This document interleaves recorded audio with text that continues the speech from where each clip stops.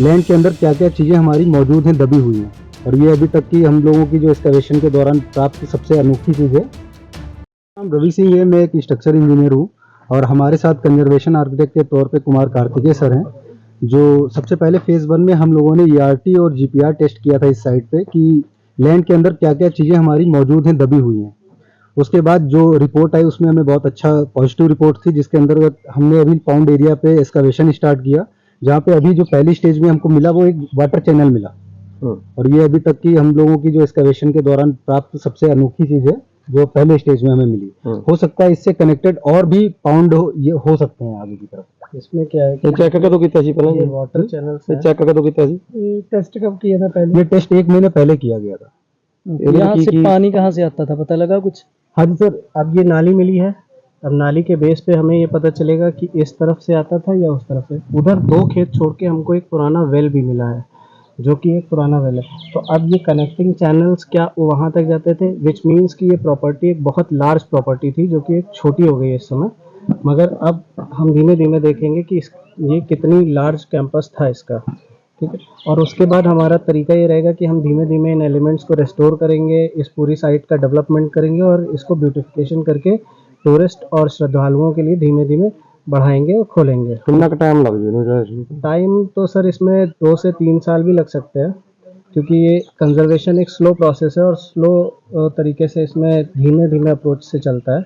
मगर हम कोशिश अपनी बेस्ट कर रहे हैं कि जितना मैक्सिमम हम इसमें से गेन कर सकें। तो as soon as we get more evidences we will proceed with the works. कितने साल पुराना लग रहा है आपको? सर ये देखिए 1700 की तो बात है, जब दीवान टोडरमल जी ने आपके छोटे साहिबजादों के लिए अपना सर्वस्व निछावर किया था। तो 1700 की तो रिटन डेट है, कम से कम उससे 50-60 साल पहले ये हवेली ज़रूर बनी होगी, क्योंकि तब वो अगर रहते थे तो उससे 50-60 साल पहले की ये हवेली होगी। तो हम ये मान सकते हैं या तो लेट 1600 समथिंग में होगी या फिर मिड 1600 समथिंग में होगी। दीदी हम रेवेन्यू कौन दैट सा is 17th century actually. Revenue कहाँ कहाँ आएगा? सर एक्चुअल में ये धन्यवाद देता हूँ एसजीपीसी को और दीवान टोडरमल विरासती फाउंडेशन को कि हमारी कंपनी को और हमारी टीम मेंबर को ये काम सौंपा।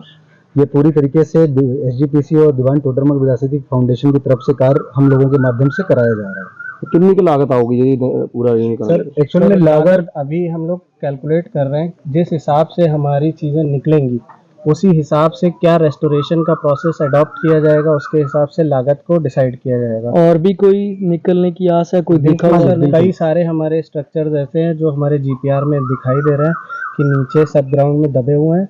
हम धीमे धीमे करके फेज बाय फेज उनको निकालेंगे, क्योंकि ये बरसात का मौसम है, इसलिए हम बहुत ज़्यादा एक्सकवेशन एक साथ नहीं कर सकते, मगर हम थोड़े थोड़े टुकड़ों में उसको करके और प्रोसीड कर रहे हैं।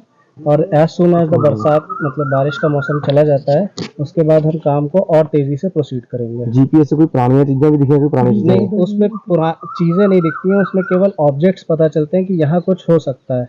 अब वो क्या चीज़ हो सकती है वो हमें एक्सकवेट करने के बाद ही मिलता है। उसमें ये सामान का नहीं पता चलता है कि क्या सामान है, उसमें बस ये पता चलता है कि something is buried under this soil. केवल शेप एरिया पता चलता है और डेप्थ पता चलती है। ठीक है। दूसरा आपका क्या नाम है जी?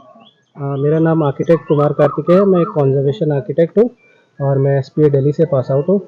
मैनेजमेंट के तौर पे वन बीट ग्रुप पूरी तरीके से हम लोगों के साथ काम कर रही है और मैं धन्यवाद देता हूँ सरदार बहादुर सिंह जी का, जिन्होंने हम लोगों को हायर किया और इस संस्था में उस काम को करने के लिए सपोर्ट किया।